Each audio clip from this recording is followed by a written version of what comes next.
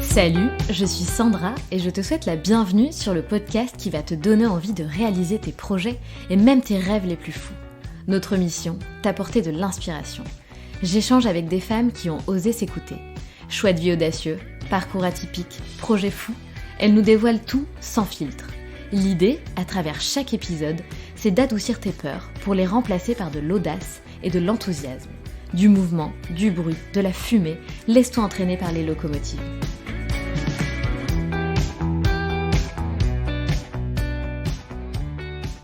Mélissa est la plus jeune députée de Belgique. Elle a été élue pour la première fois à 26 ans. 8e d'une famille modeste de 9 enfants, Mélissa n'a ni fait de droit, ni fait Sciences Po. D'ailleurs, elle ne savait pas du tout vers quoi se diriger. Elle a donc fait des études d'assistante de direction en prenant simplement l'exemple sur l'une de ses sœurs.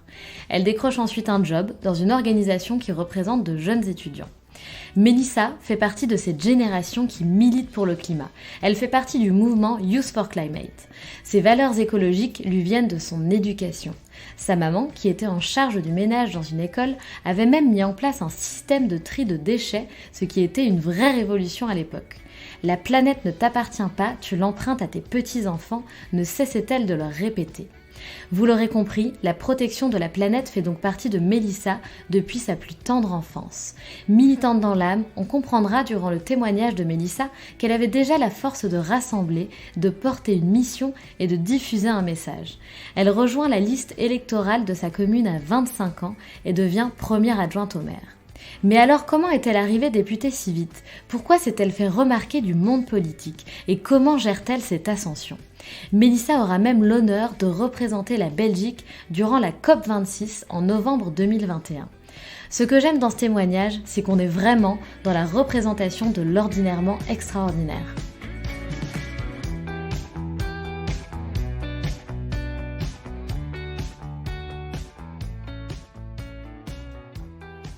Bonjour Mélissa. Bonjour. Comment vas-tu ? Très bien. Je suis contente de ma semaine qui a été bien remplie et je suis absolument contente qu'on puisse faire ce live audio. Oui, c'est super, merci beaucoup. Et c'est la première fois que, si je dis pas de bêtises, que j'interviewe une femme belge, puisque nous ne sommes plus en France, nous sommes en Belgique. Donc, je trouve ça très chouette de sortir des frontières. Mélissa, est-ce que tu peux te présenter en quelques mots, s'il te plaît ? Oui, bien sûr, avec plaisir. Donc, je m'appelle Mélissa, j'ai 29 ans et donc je suis députée nationale en Belgique et j'ai été élue pour la première fois donc aux dernières élections nationales en 2019 et donc je suis la plus jeune députée de Belgique. Mais avant d'entrer dans ce milieu politique, j'étais pas du tout investie de ce milieu-là, que du contraire, c'était même un monde qui m'était fort éloigné, dans le sens où je suis la 8e d'une famille de 9 enfants, famille de plutôt conditions modestes, et le milieu politique était vraiment quelque chose de très lointain, en tout cas pour ma famille au départ. Tu vas trop vite. Attends que je te pose des questions quand même, sinon tu es en Ah train de nous d'accord. spoiler toute ta vie. Ok, ça va. Donc effectivement, c'est la question que j'allais te poser. Comme elle l'explique Mélissa, c'est la 8e d'une famille de 9 enfants, donc c'est quand même assez incroyable, et une famille qui n'était pas du tout qui n'était pas du tout dans la politique à la base. Alors c'est ça qui est assez incroyable dans ton histoire. Donc je souligne quand même que tu as été, la plus jeune députée, de Belgique, élue donc quand tu avais 26 ans. Bravo encore une fois pour ça. Alors, est-ce que tu peux nous expliquer, avec tes mots, qu'est-ce qui t'a amené là? Alors, au départ, moi, je viens pas du tout de ce milieu, vis-à-vis de mes parents, comme je l'expliquais. Mais même au niveau de mes études, j'ai pas fait Sciences Po, j'ai pas fait le droit. En fait, à la base, moi, j'ai fait des études, d'assistant de direction, de secrétariat de direction, donc en haute école, donc en études supérieures, un peu comme ma sœur. Parce que je me souviens de ce, moment particulier dans ma vie, quand j'étais encore aux humanités, donc en école secondaire. Il y avait ce cours de sciences économiques où la prof, ce matin-là, nous a demandé la question qui peut arriver à tout le monde. quelles études voudriez-vous faire plus tard? Et là, je dois dire que j'ai fait face à un grand moment de solitude parce que je n'en avais pas la moindre idée. Et donc, en réfléchissant rapidement, intuitivement, je me suis référée à une personne qui pour moi était un modèle à l'époque, qui était le boulot de ma grande sœur, de ma sœur aînée Nathalie. Et elle avait fait des études d'assistante de secrétariat direction. Et donc, naturellement, je veux dire, j'ai répondu que je ferais la même chose, des études de secrétaire. C'est effectivement ce que j'ai fait. Donc, quelques années plus tard, j'ai fait ce bachelier en assistante de direction à Arlon, donc près du village où je vis, dans le sud de la province du Luxembourg, en Belgique, en milieu rural. J'ai fait ces études et je dois dire que j'y ai beaucoup appris de choses bien utiles encore dans le cadre de ma fonction aujourd'hui. Et à la fin de ces études, de ce bachelier, j'avais toujours quand même cette soif, cette envie d'apprendre, qui n'arrivait pas à s'étancher. Et juste après, donc, j'ai décroché un boulot dans une association à Bruxelles, dans une ASBL, qui était en fait un syndicat d'étudiants, donc une organisation qui représentait les étudiants de l'enseignement supérieur. Et j'étais engagée comme secrétaire là-bas. Et à ce moment-là, je voulais toujours apprendre, mais je n'avais pas la possibilité, en tout cas a priori, de pouvoir continuer des études supérieures. Et j'ai eu la chance, à l'époque, d'aller sur le site de l'Université libre de Bruxelles, donc une université belge à Bruxelles, et qui organisait un master en sciences du travail en horaire décalé. Et donc c'est là où j'ai pris contact et je me suis inscrite sur le site de l'ULB et j'ai pu entamer ce master en sciences du travail que j'avais tellement envie de faire, mais grâce au fait qu'il était organisé donc en horaire décalé, soit en cours du soir et également le samedi matin. Donc je travaillais la journée dans le syndicat d'étudiants, dans la SBL, et j'étudiais le soir. Donc évidemment, j'avais des journées on ne peut plus chargées, puisque Bien je rempli. commençais. Oui, tout à fait, puisque en fait, je bossais de 9 à 17 heures dans la SBL, ça jusque-là normal. Mais pour pouvoir préparer les cours et être prête pour le cours qui avait lieu à 18h30, en fait, je venais au bureau dès 7 heures du matin pour pouvoir étudier ou faire mes prépas, faire mes travaux. Je travaillais donc pour l'université pendant 2 heures au bureau. Je commençais à bosser, je terminais à 17 heures, puis je fonçais à l'université avec le tram pour arriver à l'heure au cours du soir, qui se terminait à 21h30, et je rentrais chez moi, il était environ 22h15, 22h30. Donc j'avais vraiment des journées hyper chargées, mais ce qui me boostait en fait, c'est que j'adorais ça. Vraiment, j'adorais les cours que je suivais qui étaient véritablement passionnants et aussi les professeurs que j'y ai rencontrés m'ont vraiment donné de belles perspectives et m'ont appris des choses qui ont été essentielles dans ma vie. Alors, Et à ce moment oui. pardon, Mélissa, juste te coupe. Et à ce moment-là, est-ce que tu étais déjà sensible à, la planète, à l'écologie? Est-ce que c'est quelque chose déjà qui te voilà, auquel tu étais, sensible? Oui, carrément. Je veux dire, j'ai vraiment fait partie de toute cette génération qui a milité pour le climat. Tout le mouvement Youth for Climate, j'en faisais partie, enfin j'en fais encore partie. Et j'ai envie de dire, même mon intérêt, en tout cas ma préoccupation pour l'environnement, elle a déjà émergé même avant même l'avènement de tout ce mouvement pour le climat. C'est-à-dire que ma mère, ma maman, ma- quand elle travaillait, enfin, son emploi, c'était technicienne de surface dans une école. Donc mon papa, lui, était chauffeur de camion, indépendant international, et ma maman est technicienne de surface dans une école. Et je me souviens, quand j'étais petite, donc il y a environ 20 ans de cela, peut-être même un peu plus, elle avait déjà initié dans sa propre école, donc, où elle était en charge du ménage, un système de tri des déchets. Et ce qui était à l'époque une véritable révolution, ce qui était même un peu précurseur, si je peux dire, à l'époque, parce que c'était un système qui n'était pas forcément encore mis en place partout dans les ménages, qui n'était pas généralisé. Et elle, malgré le fait qu'elle avait déjà tout le nettoyage, à s'occuper dans l'école, plus, ses 9 enfants à s'occuper, elle avait vraiment à cœur de mettre en place, ce système de tri des déchets alors que rien ne l'imposait. C'est Et génial. oui, et puis déjà elle disait une phrase qui me reste encore souvent à l'esprit aujourd'hui, c'est, «La planète ne t'appartient pas, tu l'empruntes à tes petits-enfants». Elle nous a répété ça sans cesse et c'est vrai que ça a vraiment, fait partie de mes valeurs, je veux dire, depuis mon plus jeune âge. Et ça m'a vraiment boosté encore plus, durant mon engagement en tant que jeune adulte, dans, toutes les initiatives qui ont été prises pour, Youth for Climate. Donc c'est vraiment, depuis, ma plus tendre enfance, je vais dire que je suis, baignée dans ces valeurs, environnementales. C'est génial parce qu'effectivement, la génération de nos parents, bah, c'est pas forcément une génération qui prône l'écologie, qui installe, des processus, zéro déchet au sein de leur famille et cetera. C'est plus la génération, d'après, en fait. Mais, donc c'est super, effectivement, ta maman, c'était une pionnière finalement, là-dedans. Ah oui, oui, ça c'est vraiment un de mes modèles, ça c'est certain. C'est sûr. Et qu'est-ce qui t'a réellement, donné envie, donc justement, d'aller plus loin, dans ce processus et de te présenter? Parce que tu m'as expliqué que tu avais commencé en te présentant aux élections communales. Qu'est-ce qui t'a vraiment donné envie de te présenter?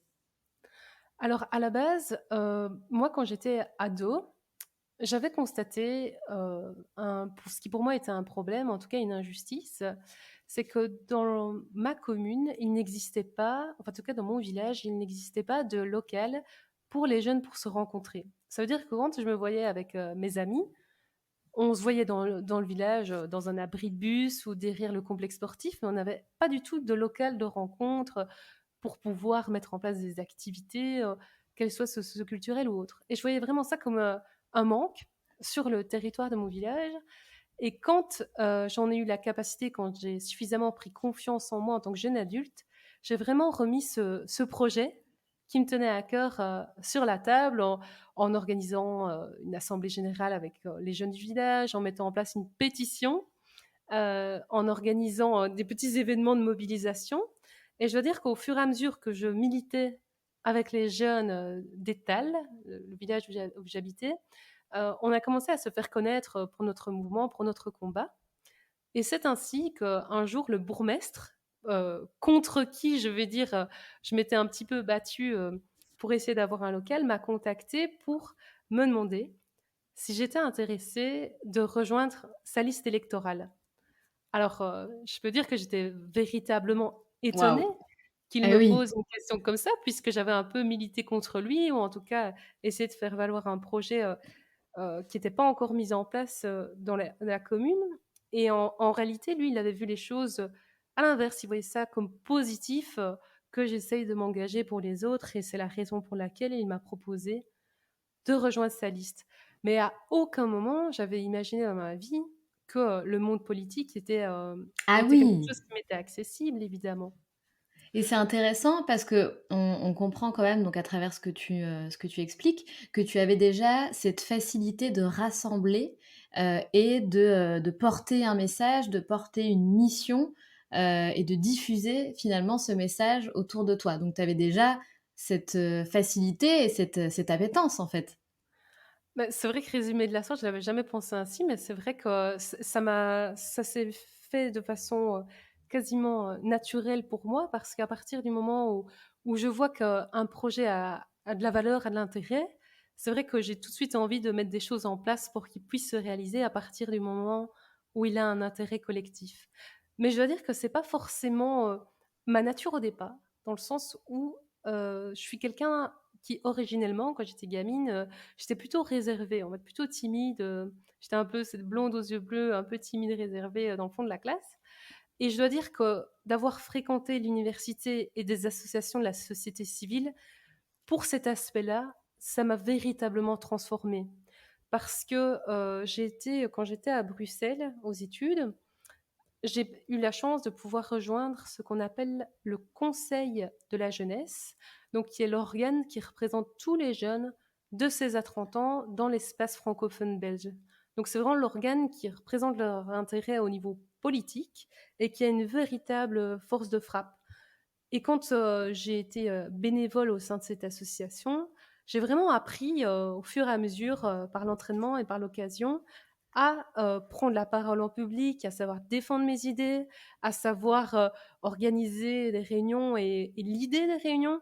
Donc ça m'a vraiment beaucoup aidé et ça m'a un peu, je veux dire, donné le goût de pouvoir moi aussi m'engager. Bien Et sûr. ce goût pour l'engagement, pour la militance, il s'est aussi parallèlement développé, comme je le disais tout à l'heure, je travaillais dans un syndicat d'étudiants à Bruxelles. Donc j'avais moi-même 21 ans, mais j'étais employée dans la SOS.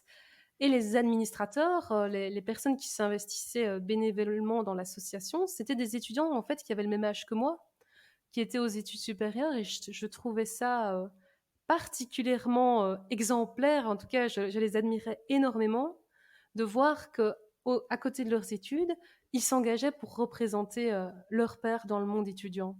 Et c'est là où j'ai vraiment développé ma fibre militante pour m'engager pour les autres.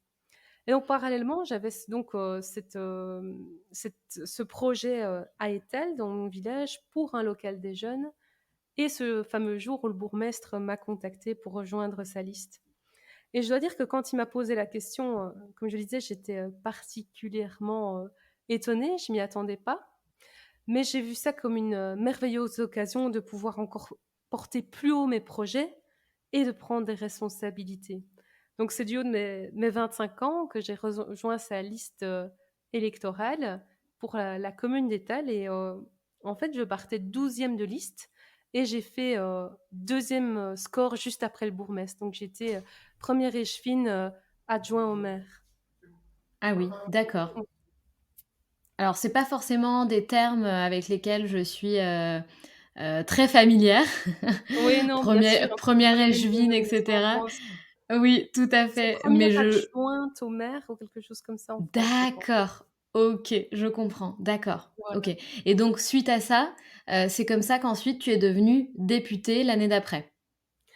Alors ça s'est pas fait si facilement. Enfin, je veux dire par là que moi, quand j'ai été élue au niveau local, aux élections municipales, j'étais déjà particulièrement ravie. Je ne me projetais pas du tout dans d'autres aspirations. En tout Ah cas, je oui, n'avais pas d'accord. ça dans mon planning. Oui. J'étais simplement Eh élue au oui. niveau local et c'était déjà un exploit pour moi en soi. Et j'en étais particulièrement contente. Mais en réalité, à l'époque, donc fin 2018, il y a 3 ans, le parti auquel j'appartiens, donc le PS, dans ma circonscription, donc la province de Luxembourg, vivait des bourrasques particulières. Donc il y avait des leaders socialistes qui avaient quitté le parti, en fait, et je n'avais pas pris conscience de cette réalité. Et en fait, je vois un jour le chef du PS Luxembourg qui titre dans la presse Je cherche une tête de liste pour les élections fédérales, donc les élections nationales en Belgique. Et là, je me souviens, parce que après avoir fait les sciences du travail à l'ULB, donc à Bruxelles, j'avais toujours, comme je l'indiquais, cette soif d'apprendre. Et donc, j'avais refait après ce qu'on appelle une agrégation, donc un certificat d'études pédagogiques pour pouvoir enseigner. Et donc, j'étais en plein examen pour ce certificat d'études, cette agrégation, et il y avait ce titre dans la presse qui disait Le PS Luxembourg cherche sa tête de liste fédérale. Et je me souviens de mon meilleur ami qui me dit Mais c'est incroyable qu'il y ait ce titre dans la presse, si ça se trouve, tu vas être contacté. Et je me dis, mais non, c'est pas possible. Je veux dire, je suis trop jeune, je suis trop jeune en termes d'âge, mais aussi dans le milieu. Je viens à peine d'arriver, je viens d'être élue il y a quelques semaines. C'est pas possible. On prend en général des plus anciens ou des personnes plus expérimentées.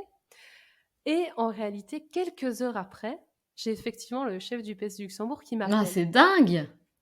Et alors là, je dis, mais c'est pas possible. Il me dit, oui, Mélissa, je souhaiterais te rencontrer. Est-ce que tu es disponible cette semaine pour qu'on se voit? Et je me souviens de ma réponse, je lui ai dit: «Désolée Philippe, mais je suis en plein examen, donc je suis pas dispo cette semaine, on se rappelle, la semaine prochaine». Et là, j'ai mon meilleur ami qui me sonne et qui me dit: «Mais Mélissa, c'est pas possible, tu dois absolument rappeler parce qu'on Bah va oui! sûrement te poser la question». Et je dis: «Non, je suis désolée, je suis trop concentrée sur mes examens, j'ai pas le temps». À mon meilleur ami qui, lui est féru du monde politique, il dit: «Tu es en train de louper une occasion et cetera, faut que tu le rappelles». Et je dis: «Non, ma priorité est ailleurs». Et donc on se voit effectivement la semaine suivante, j'ai reporté le rendez-vous avec, le chef du PS.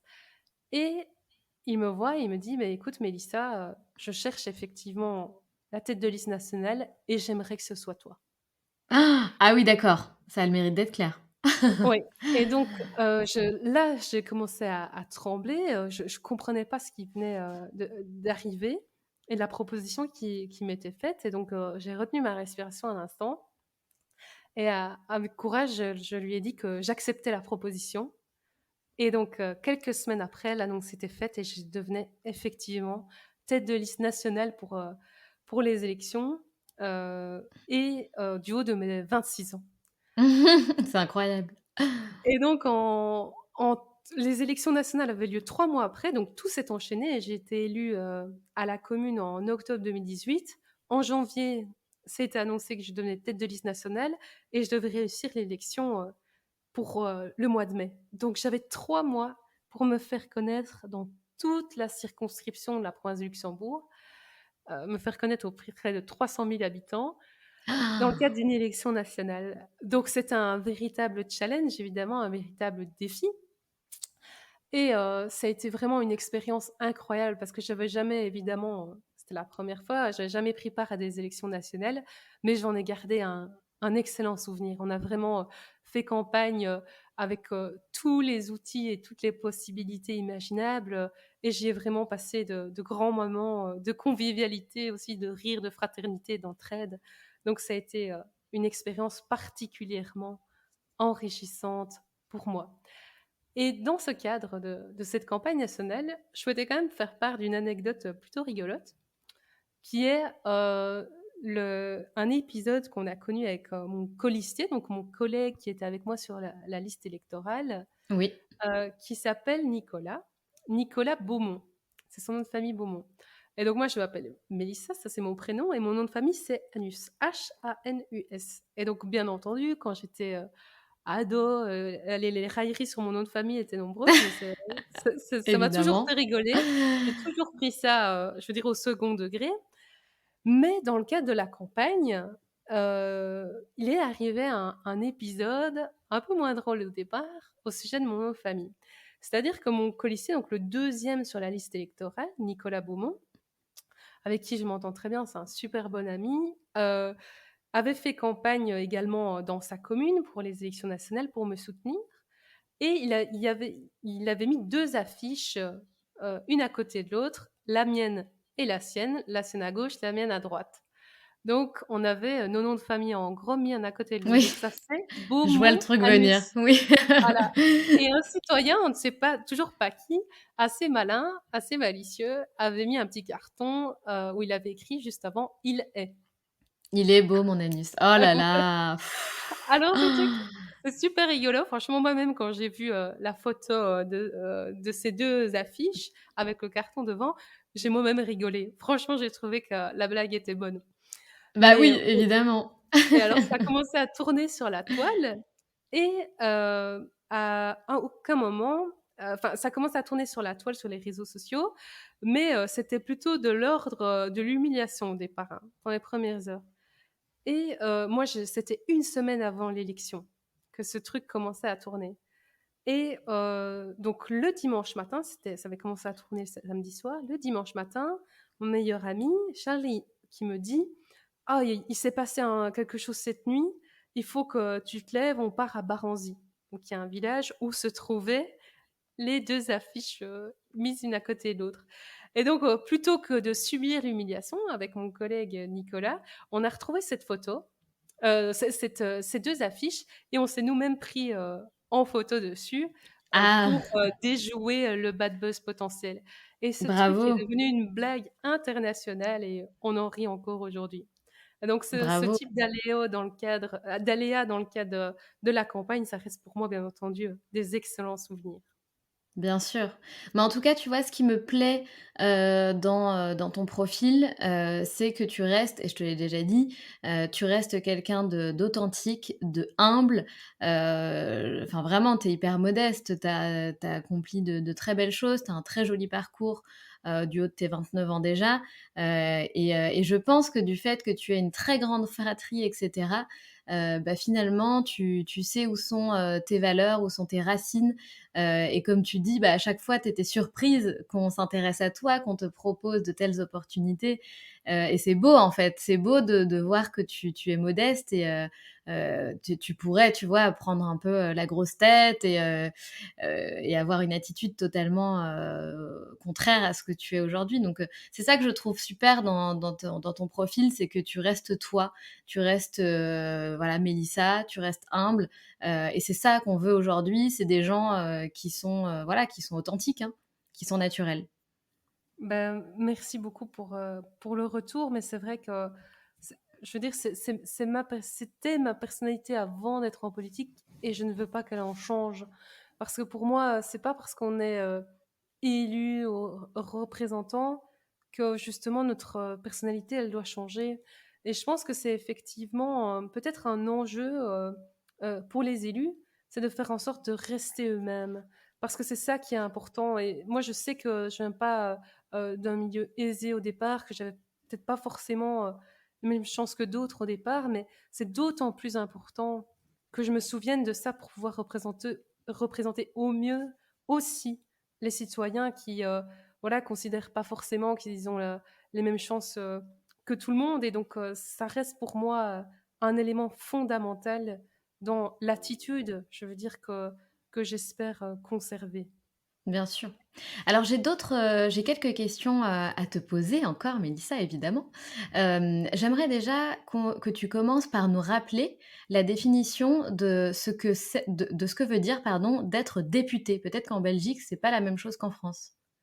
Alors, député, c'est donc élu, hein, élu de la nation. Donc, ça veut dire que moi, en tant que député fédéral, je fais partie des 150 personnes à l'échelle de la Belgique qui représentent leurs concitoyens au Parlement national. Et donc, le rôle de député, il a deux pôles. Il y a un pôle qui est ce qu'on appelle l'initiative législative, donc ça veut dire émettre des propositions de loi. Le rôle d'un député, un des rôles de député, c'est de faire des propositions de loi qui, si elles obtiennent une majorité, ont force de loi dans l'espace belge. Alors, ça, c'est un pôle. L'autre pôle, c'est contrôler l'action du gouvernement. Ça veut dire quoi? Ça veut dire que le gouvernement, qui est composé donc d'un ensemble de ministres, notre rôle en tant que député, c'est de contrôler ce qu'ils font et ça se traduit par l'introduction de questions. Donc, ça veut dire que toutes les semaines, je viens au Parlement et je contrôle l'action du gouvernement en posant des questions aux différents ministres sur les matières qui me semblent essentielles, qui me semblent importantes. Donc, moi, j'ai la possibilité de poser des questions en direct à tous les ministres du gouvernement, en fonction de l'agenda des réunions, bien entendu. Mais ça, c'est mon véritable pouvoir, mon rôle en tant que député. Et c'est un rôle qui est important parce que dans le cadre du Parlement, quand un député pose une question à un ministre, il se doit de répondre. Donc, il a un échéancier pour le faire. Et donc, moi, ça me permet justement de jouer tout le rôle de la transparence dans l'espace public, de pouvoir donner ces réponses dans ma circonscription, donc dans la province de Luxembourg ou même à l'échelle nationale. Ça, c'est le rôle de député. Donc, c'est représenter les citoyens à l'échelle nationale. D'accord, merci beaucoup pour cette, belle explication. Je sais que très bientôt, tu vas participer, donc à la COP26, le sommet donc décisif sur le climat, qui aura lieu à Glasgow du 1er au 12 novembre. Et j'ai Exact. lu que voilà, j'ai lu que Boris Johnson, le premier ministre britannique, a dit que ce sera un tournant pour l'humanité. Pourquoi est-ce qu'il a dit ça selon toi? Cette COP, elle est hautement importante, hein. Donc, c'est la 26e édition de cette conférence internationale pour le climat. Et je partage également son expression parce qu'en tout cas, et plus spécifiquement encore, peut-être en Belgique, mais cet été, on a vu les inondations qui ont fait des ravages dans différentes zones de notre pays. Et donc pour moi, comme le rapport du GIEC aussi l'a exprimé fin août lorsqu'il est sorti, euh, l'impact du réchauffement climatique, du dérèglement climatique est désormais visible pour la condition humaine. Parce que ça fait des années, évidemment, que les experts s'expriment en faveur de l'urgence pour le climat.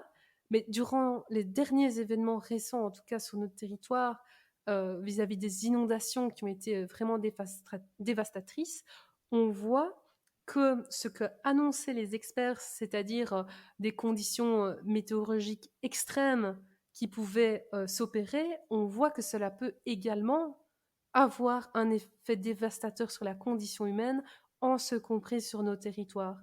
Donc pour moi, les orientations qui seront prises dans le cadre de cette COP, elles vont avoir, en tout cas je l'espère, un retentissement d'autant plus important de par les prises de conscience qu'il y a pu avoir dernièrement avec les inondations, je le disais, mais également avec l'avènement de tout le mouvement Youth for Climate. Je le disais, moi j'étais moi-même une membre de ces manifestations pour le climat. Je pense effectivement que notre génération a besoin de réponses ambitieuses, fortes et rapides, et j'espère que la COP répondra à la hauteur de ces attentes. Oui, et c'est vrai que c'est, important. Donc tu parles d'inondations, mais il y a eu aussi des feux, des feux absolument, horribles et qui ont pris une ampleur, mais inimaginable. En fait, on a effectivement, comme tu le dis et c'est très juste, on remarque que, la planète, la nature prend finalement le contrôle, et que ça peut finalement prendre des vies humaines, et ça, c'est parce qu'on n'a pas réagi avant et qu'aujourd'hui, ils se retrouvent un peu, au pied du mur et ils se disent: «Ouh là, oui, effectivement, il est peut-être vraiment temps de réagir». Et tu vois, moi, je suis un petit peu, pas en colère, mais un petit peu, ouais, un petit peu en colère de nous, par exemple, en France, tu vois, on parle beaucoup de démarches écologiques, démarches zéro déchet. Il faut faire attention, il faut acheter en vrac, il faut pas acheter quand c'est dans des packaging, il faut pas acheter de plastique, il faut trier, il faut etc. Donc il y a pas de problème. Moi, de toute façon, je suis quelqu'un qui souhaiterait être dans une démarche écologique encore plus poussée, mais je trouve que c'est hyper dur de le faire, sachant qu'on n'est pas du tout éduqué dans ce sens-là. Tu vois, aujourd'hui, tu vas au supermarché, c'est n'importe quoi, c'est encore plein de packaging de partout. T'as un avocat entouré d'un film plastique, des bananes dans une boîte. Enfin, tu vois, on n'y est pas encore.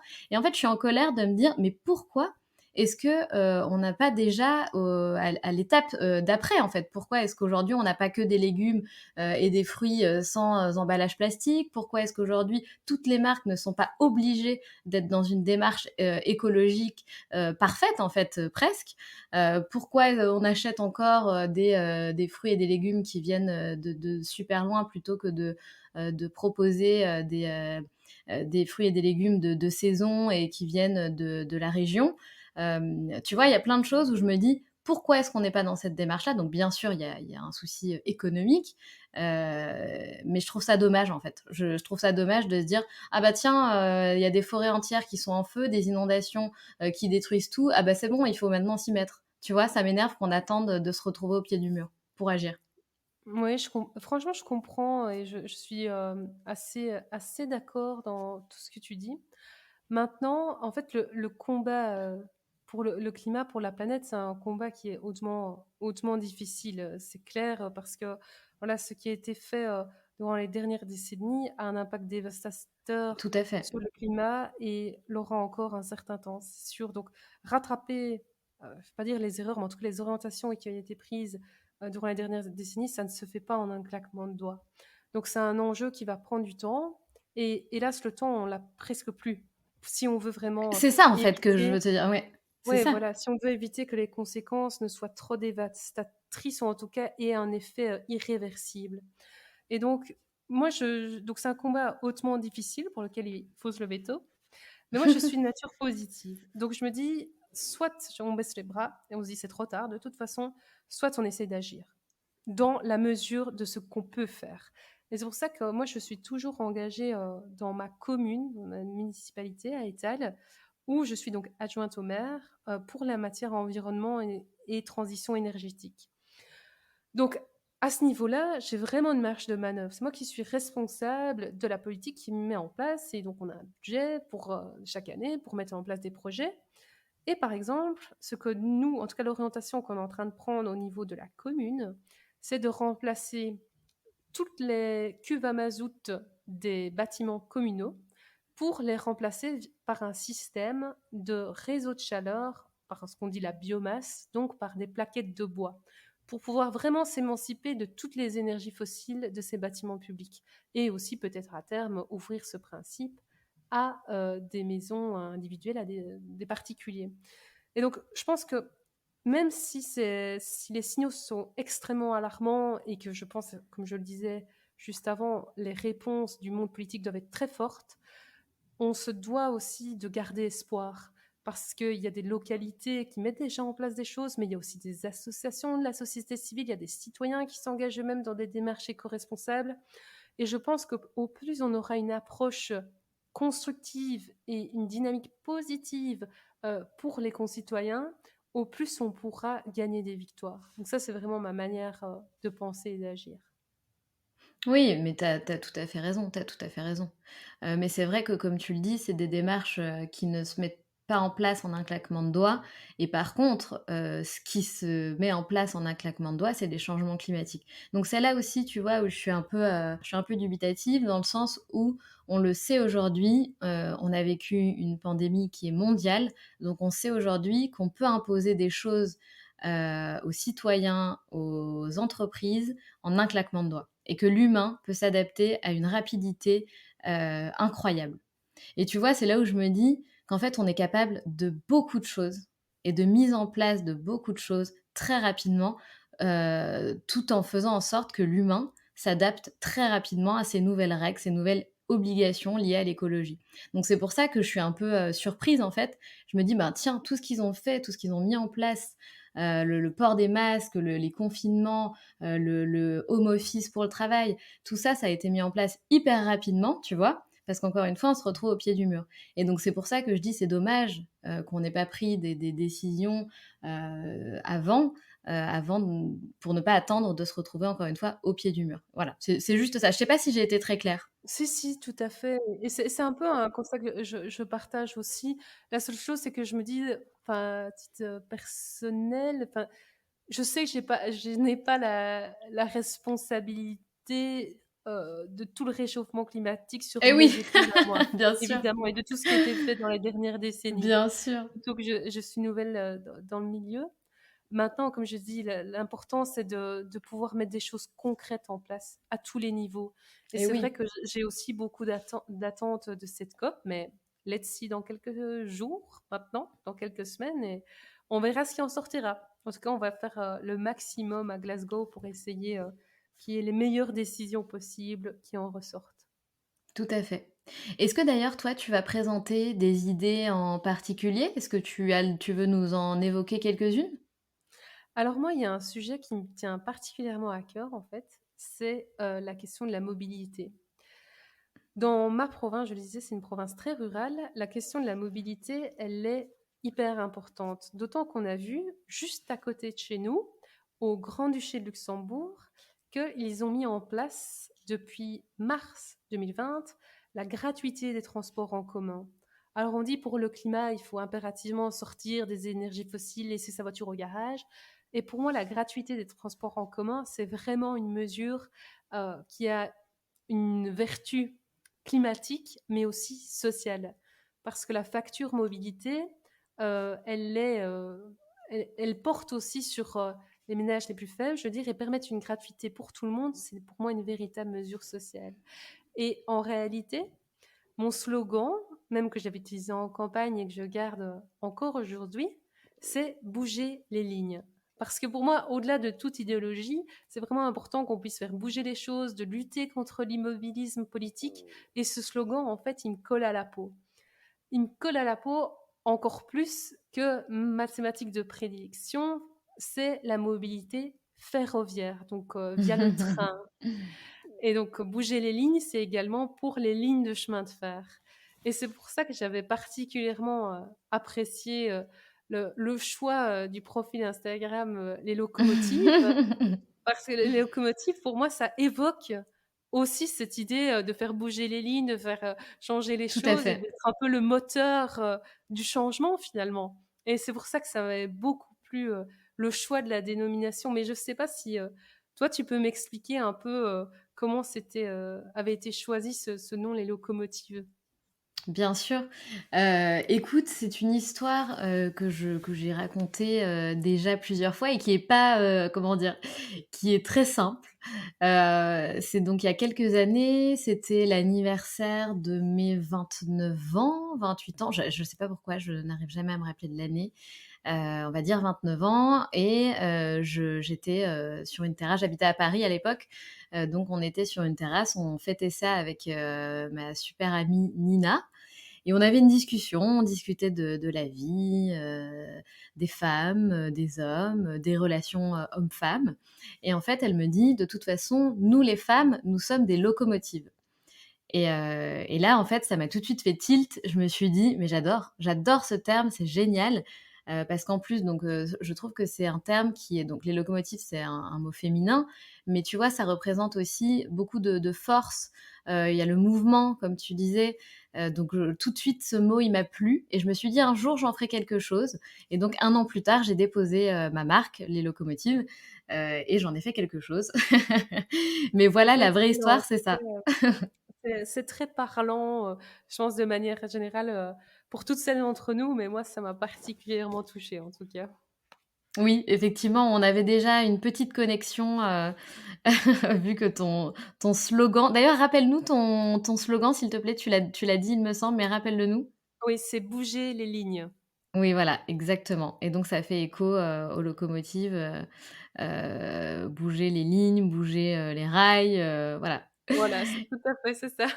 Exactement et le 1er post que j'ai fait sur, le compte des locomotives, c'est la définition d'une locomotive et donc la définition d'une locomotive, c'est une locomotive fournit l'énergie motrice d'un train, loco ablatif de locus, venant d'un lieu et motivus qui provoque le mouvement.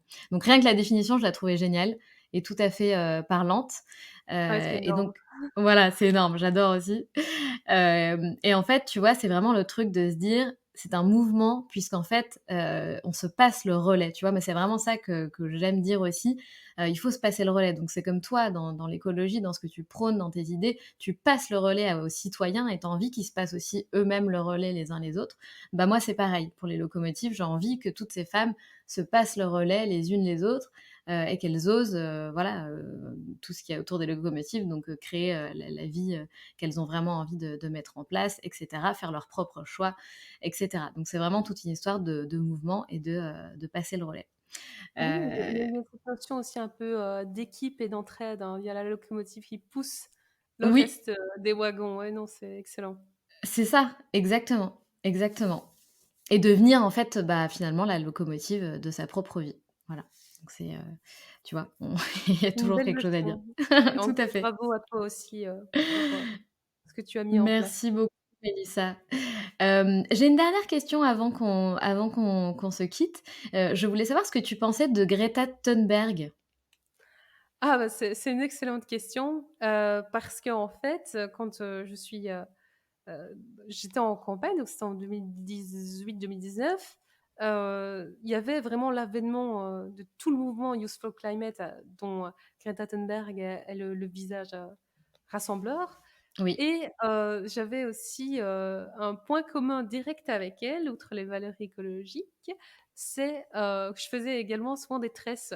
Donc je me souviens, un journal national avait titré que quand, je me levais le matin et que je faisais ma tresse, je pensais à Greta Thunberg. Donc ça avait fait rire tout le monde à l'époque et donc mes collègues m'appellent Miss Greta, au parlement. Donc Ah, ça c'est ça drôle! m'est resté. Oui, oui, ça m'est resté vraiment.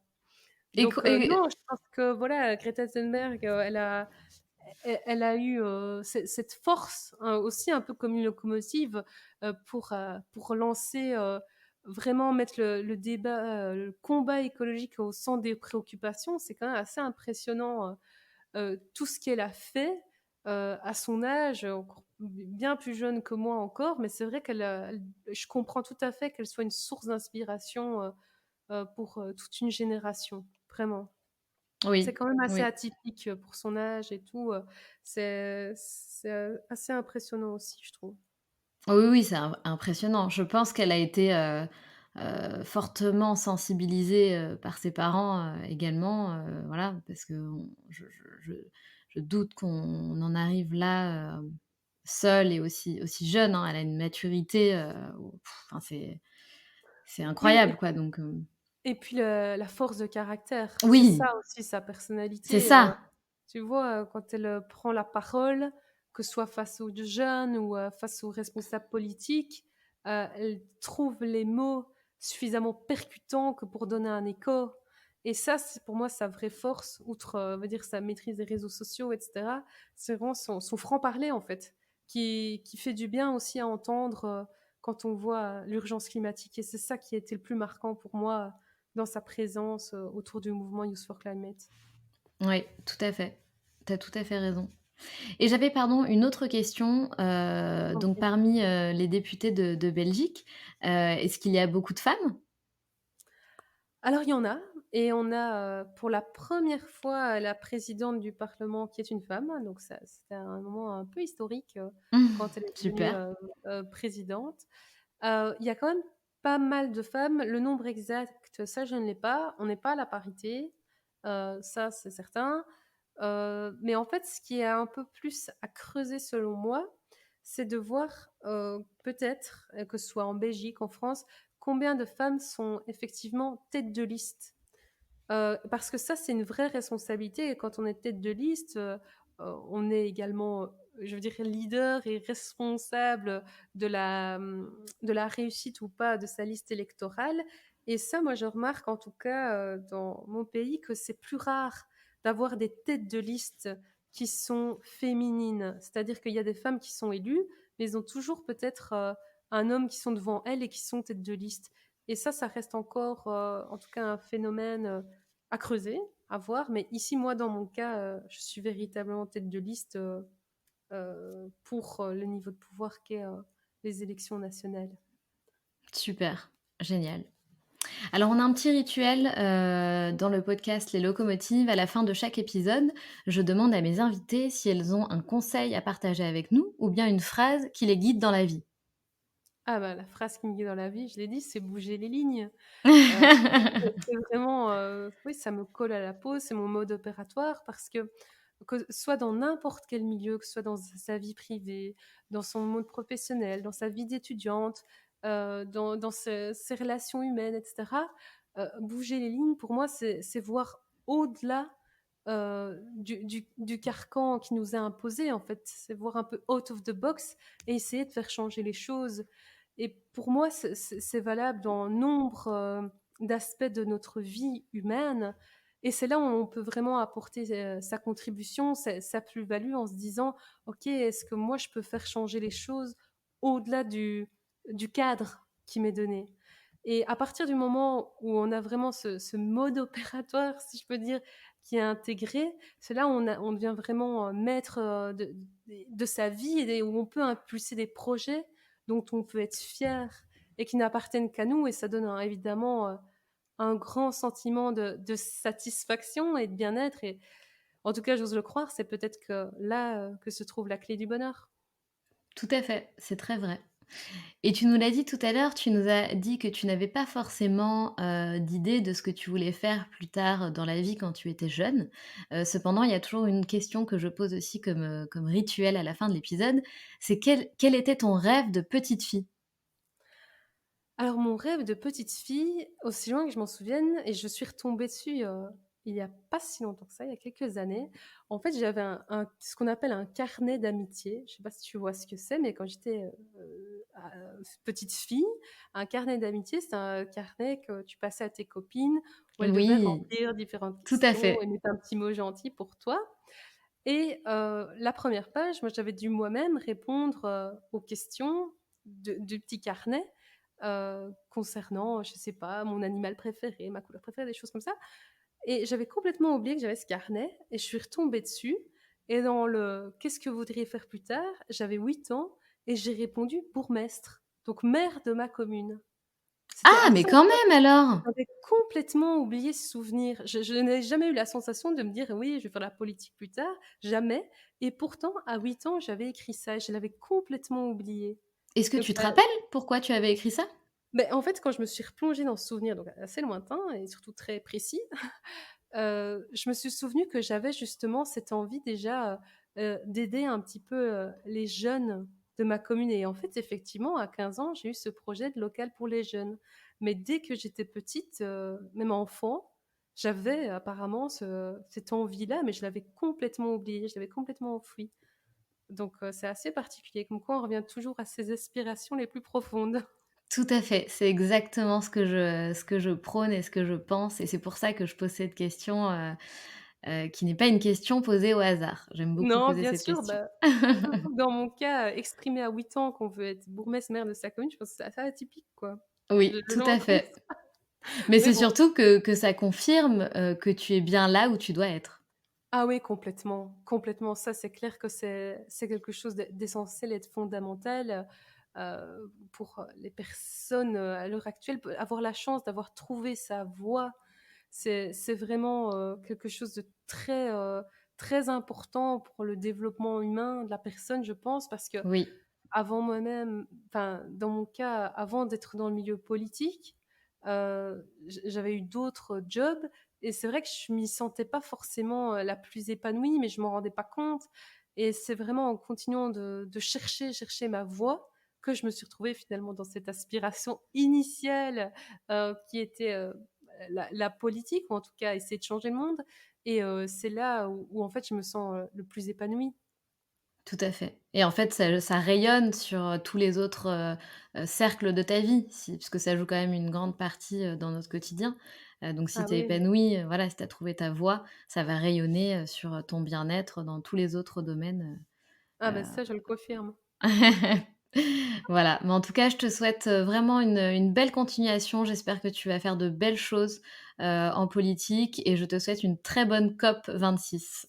Ah merci, et encore merci pour l'interview et merci pour ce que tu fais, pour, toutes les femmes et pour, toute cette génération qui aspire à un avenir meilleur pour elle-même et pour les autres. Tout à fait. Merci beaucoup Mélissa, à bientôt. À bientôt. Si tu as aimé cet épisode, je t'invite à laisser 5 étoiles et un commentaire sur Apple Podcast. Cela m'aidera grandement à augmenter la visibilité du podcast, mais aussi à le faire connaître. Tu peux aussi rejoindre la communauté sur Instagram pour ne manquer aucune actualité et également rejoindre le groupe d'entraide à la réalisation de projets sur Facebook qui s'intitule Les Locomotives Crew. À bientôt!